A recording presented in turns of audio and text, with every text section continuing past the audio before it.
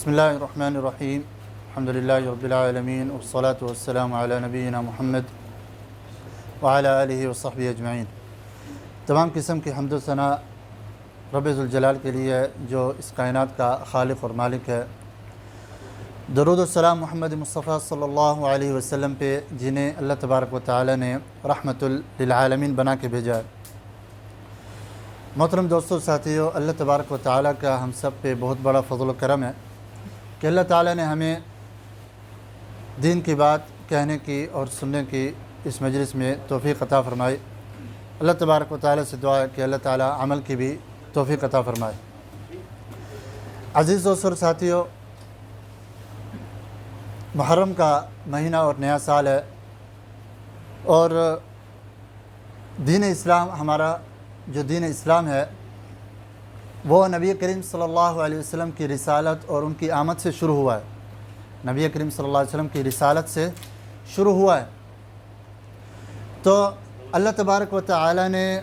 اپنے نبی کریم صلی اللہ علیہ وسلم کے لیے ایسے لوگ چنے ہیں جو ہمارے نبی کریم صلی اللہ علیہ وسلم کے ساتھ بہت زیادہ مخلص اور سچائی اور پوری صداقت کے ساتھ انہوں نے نبی کریم صلی اللہ علیہ وسلم کے ساتھ کام کیا۔ کوئی عام آدمی، کوئی عام لوگ نہیں چنے اللہ تبارک و تعالیٰ نے اپنے نبی کے لیے، بلکہ خاص لوگوں کو چنا ہے جنہیں اللہ تبارک و تعالیٰ نے اپنے نبی کی صحبت کی سعادت سے شرف دیا ہے، اور انہوں نے ہی آگے دین کو پھیلایا ہے تابعین کو، اور اس کے بعد تابعین سے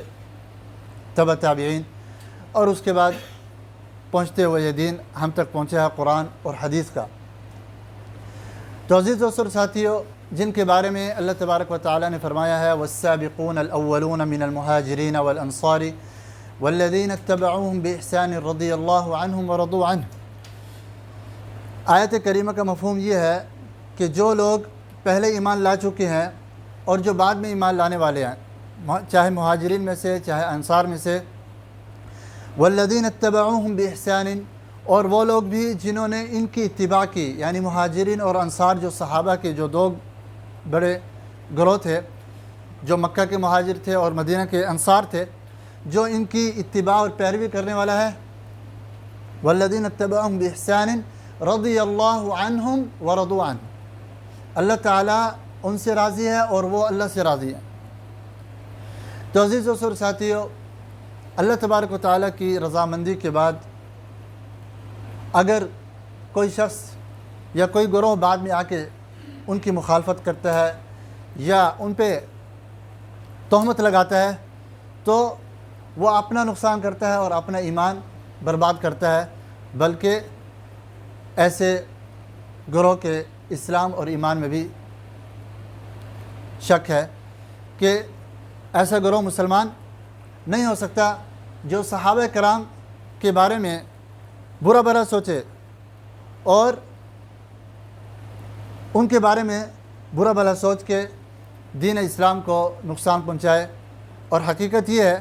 کہ نبی کریم صلی اللہ علیہ وسلم کے زمانے میں منافقین جو تھے ان کے آگے چل کے دو بڑے گروہ بنے۔ ایک گروہ خوارج کا تھا۔ خوارج کا جو گروہ تھا وہ حضرت عمر رضی اللہ تعالی عنہ کے زمانے میں تو خاموش تھے ان کے ڈر سے اور ان کی دہشت اور خوف سے، مگر عثمان بن عفان رضی اللہ تعالی عنہ کے زمانے میں خوارج کا جو گروہ ہے وہ بہت زیادہ پھیل گیا، جس کی وجہ سے عثمان رضی اللہ عنہ کا قتل ہوا۔ پھر اس کے بعد کوفہ میں علی رضی اللہ عنہ کو شہید کیا گیا۔ تو عزیز دوستو ساتھیو، ان میں سے ایک گروہ ایسا بھی نکلا جو اہل بیت کی محبت کی آڑ میں، اس کی آڑ میں آ کے انہوں نے دین اسلام کو نقصان پہنچانا چاہا، جو علی رضی اللہ عنہ سے محبت اور فاطمہ رضی اللہ تعالی عنہ سے محبت کا دعویٰ کر کے اور حسن اور حسین رضی اللہ تعالی عنہما سے محبت کا دعویٰ کر کے حقیقت میں انہوں نے اسلام کو نقصان پہنچانا تھا۔ تو عزیز دوستو ساتھیو، صحابہ کرام کے بارے میں ہم بہت سن چکے ہیں، اور صحابہ کرام کے بارے میں پہلے بھی میں بتا چکا ہوں کہ صحابہ کی فضیلت کے بارے میں مگر میرے بھائیوں یہ جو گروہ ہے روافض اور شیعہ کا، ان کے بارے میں بھی ہمیں جاننا ضروری ہے، اور آج کل کے جو نوجوان نسل ہے، جو ہماری اولادیں ہیں، انہیں اس گروہ کے بارے میں بالکل معلوم نہیں، کیونکہ میرے بھائیوں یوٹیوب پہ اور دیگر سوشل میڈیا پہ کچھ ایسے لوگ ہیں جو اپنی شیعیت اور رافضیت کو ظاہر نہیں کرتے، مگر شیعیت اور رافضیت کو پھیلانے کے لیے کچھ اس طرح اپنا طریقہ استعمال کر رہے ہیں کہ ہم سیدھے سادھے مسلمان ہیں اور ہمارے پاس ہر قسم کی دلیل ہے۔ نہیں میرے بھائیوں، ایسے لوگ شیعیت اور رافضیت ہمارے نوجوانوں میں پھیلا رہے ہیں کہ انجانے ہماری اولادیں اور ہمارے نوجوان شیعہ بن رہے ہیں۔ تو عزیز دوستو ساتھیوں، ہمیں اس بات سے بخوبی واقف ہو جانا چاہیے کہ یہ شیعہ اور روافض یہ حقیقت میں اگر انہیں دیکھا جائے اور ان کے عقائد دیکھے جائیں تو یہ حقیقت میں مسلمان نہیں ہیں۔ آئیے اللہ تبارک و تعالیٰ کی الوہیت کا مسئلہ لیتے ہیں۔ اللہ تبارک و تعالیٰ کی الوہیت میں اپنے جو ان کے ائمہ ہیں 12 ائمہ، ان کو شریک کرتے ہیں، خاص طور پہ علی رضی اللہ تعالی عنہ کو۔ پہلے تو علی رضی اللہ عنہ کو ولایت کا مقام دے کے اس کے بعد کہتے ہیں کہ جبریل علیہ السلام نے جو وحی علی پہ نازل کرنی تھی وہ غلطی سے کس پہ نازل کر دی؟ محمد صلی اللہ علیہ وسلم پہ۔ اور یہ جو قرآن جو 30 پارے ہیں، یہ ان پاروں میں سے، ان کلام میں سے جو حقیقی جو وحی ہے وہ اس قرآن میں سے اس کا کوئی حصہ بھی موجود نہیں، یا یوں کہہ دیتے ہیں کہ باقی 10 پارے اس کے باقی ہیں جو محمد صلی اللہ علیہ وسلم نے نعوذ باللہ چھپا دی ہیں۔ اس کے علاوہ عزیز دوستو ساتھیوں، نبی کریم صلی اللہ علیہ وسلم کی رسالت میں بھی خیانت اور اللہ تبارک و تعالیٰ کی الوہیت میں بھی ڈاکہ، اور اس کے علاوہ جن صحابہ کرام نے یہ دین ہم تک پہنچایا ہے ان پہ طرح طرح کی تہمتیں اور کفر کے فتوے نعوذ باللہ لگا کے انہوں نے دین اسلام کو بہت زیادہ نقصان پہنچایا۔ یہ دین اسلام کی حقیقی دشمن ہے، جو اسلام کا منہ دکھا کے پیچھے سے منافقت کر رہے ہیں، جو اصل میں منافقین سے ہی نکلے تھے، جو مدینہ کے جو منافقین تھے انہی کے طریقے پہ اور انہی کے راستے پہ چلنے والے لوگ ہیں۔ کیونکہ اب شیعیت اور رافضیت اتنی زیادہ پھیل گئی ہے، اس لیے مسلمانوں کو یہ معلوم نہیں ہو رہا۔ وہ شاید یہ سمجھتے ہیں کہ شاید یہ بھی ہم جیسے مسلمان ہی ہیں، کیونکہ ہم جیسی نماز پڑھتے ہیں، ہم جیسے روزے رکھتے ہیں، ورنہ حقیقت میں اگر دیکھا جائے ہر مسئلے کو تو ہر مسئلے میں مسلمانوں کا ان سے اختلاف ہے۔ الوہیت اور توحید سے لے کے اسلام کے ہر مسئلے میں ان کے ساتھ کیا ہے؟ اختلاف ہے۔ ان کا روزہ الگ ٹائم پہ، ہمارا روزہ الگ ٹائم پہ، ان کی اذان الگ ٹائم پہ، ہماری اذان الگ ٹائم پہ، ان کی توحید الگ ہے، ہماری توحید الگ ہے، ان کی رسالت الگ ہے، ہماری رسالت الگ ہے۔ ہر طرح سے یہ مسلمانوں سے الگ ہیں۔ تو عزیز دوستو ساتھیوں، مختصر طور پہ میں آپ کو یہ بتاتا چلوں اور میں اپنی بات بہت جلد ختم کرنے کی کوشش کروں گا کہ میرے بھائیوں، صحابہ کرام پہ کفر کا فتویٰ لگانا اور ان پہ جھوٹ کی تہمت لگانے کا اصل مقصد ہے وہ یہ ہے کہ جو نبی کریم صلی اللہ علیہ وسلم ہماری طرف دین لے کے آئے ہیں وہ دین غلط دین ہے، جو قرآن لے کے آئے ہیں وہ قرآن غلط ہے۔ کیوں؟ کیونکہ ان کے پہنچانے والے غلط ہیں۔ اسی طرح حدیث کے پہنچانے والے کون ہیں؟ صحابہ کرام ہیں۔ صحابہ کرام نے تابعین کو یہ علم دیا، تابعین نے اپنے شاگردوں کو دیا۔ تو جب صحابہ کرام ہی غلط ہیں تو پھر نہ قرآن ہمارے پاس صحیح طرح سے پہنچا اور نہ نعوذ باللہ حدیث ہمارے پاس صحیح طرح سے پہنچی۔ تو یہ ان کا دعویٰ ہے۔ یہ اس لیے دعویٰ کرتے ہیں تاکہ ہمارا جو دین اسلام ہے اسے کمزور کر دیں اور اس کے مسائل کو ناپید کر دیں اور اسے بغیر حجت کے اسے ثابت کریں۔ مگر عزیز دوستو ساتھیوں، اللہ تبارک و تعالیٰ کے فضل و کرم سے، کیونکہ یہ دین قیامت تک رہنا ہے، اللہ تبارک و تعالیٰ نے ہر دور میں ایسے علماء اور ایسے اللہ تبارک و تعالیٰ نے ایسے علماء اور ایسے مجاہدین پیدا کیے ہیں جنہوں نے ان رافضیوں کو اور ان شیعہ کو بے نقاب کیا ہے۔ دیکھیے شیخ الاسلام ابن تیمیہ کے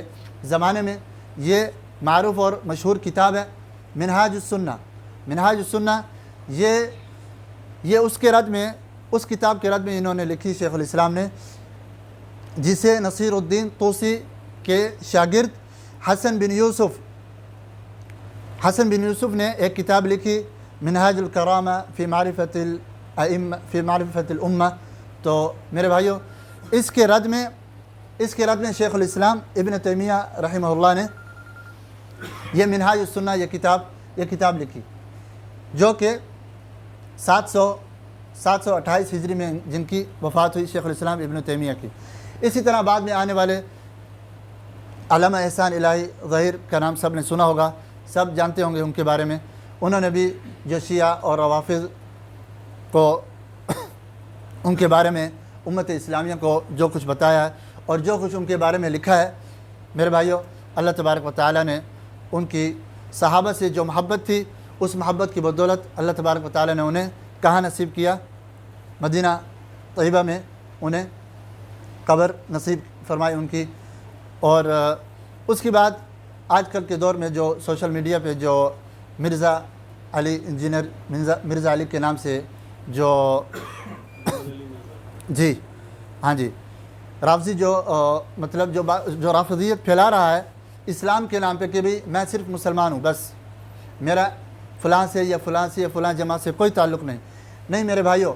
حقیقت میں شروع میں علماء کرام نے اسے نہیں سنا، بعد میں جب عوام الناس نے اسے سنا اور عوام الناس نے وہ بات اس کی بات علماء کرام تک پہنچائی، تو اب علماء کرام اس پہ رد کر رہے ہیں اور اس کے بارے میں بتا رہے ہیں کہ یہ حقیقت میں رافضی ہے، یہ حقیقت میں کیا ہے؟ رافضی ہے، اور اپنے آپ کو شیعہ نہ کہتے ہوئے اور اسلام کا اور اپنے آپ کو ایک عام مسلمان کہتے ہوئے رافضیت پھیلا رہا ہے، اور لوگوں میں نعوذ باللہ لوگوں میں صحابہ کرام کی نفرت پھیلا رہا ہے، صحابہ کرام کی۔ اس لیے میرے بھائیوں، میں آپ کو کہہ رہا ہوں کہ ہمیں بیدار ہونا چاہیے، ہمیں اس چیز سے بیدار ہونا چاہیے کہ اگر ہم صحابہ کرام سے محبت نہیں کریں گے تو کس چیز کا ہمارا دین ہے؟ یہ جو دین ہم تک پہنچا کس نے پہنچایا یہ دین؟ تو عزیز دوست اور ساتھیوں، ہمیں چاہیے کہ ہم اپنے دلوں میں صحابہ کرام کی محبت پیدا کریں، اور اپنی اولادوں کو اور اپنے نوجوانوں کو اور اپنے ساتھیوں کو، اپنے آنے والی بعد کی جو نسلیں ہیں ان میں بھی صحابہ کرام کی محبت کا شعور پیدا کریں، اور صحابہ کرام کے بارے میں اور ان کی سیرت کے بارے میں انہیں بتائیں، تاکہ یہ نہ ہو کہ ہمارے نوجوان اہل سنت جو ہے وہ ان جیسے رافضیوں کے ہاتھ لگ کے اپنا جو عقیدہ ہے اور اپنی جو اساس اور بنیاد ہے اسے خراب کر بیٹھیں۔ تو یہ بہت ہی ضروری مسئلہ ہے، بہت ہی ضروری بات ہے۔ اللہ تبارک و تعالیٰ سے دعا ہے کہ اللہ تعالیٰ مجھے اور آپ کو سمجھنے کی اور اس پہ عمل کرنے کی توفیق عطا فرمائے۔ وصلی اللہ وسلم وبارک علی نبینا محمد وعلی آلہ وصحبہ اجمعین۔ جزاکم اللہ خیرا۔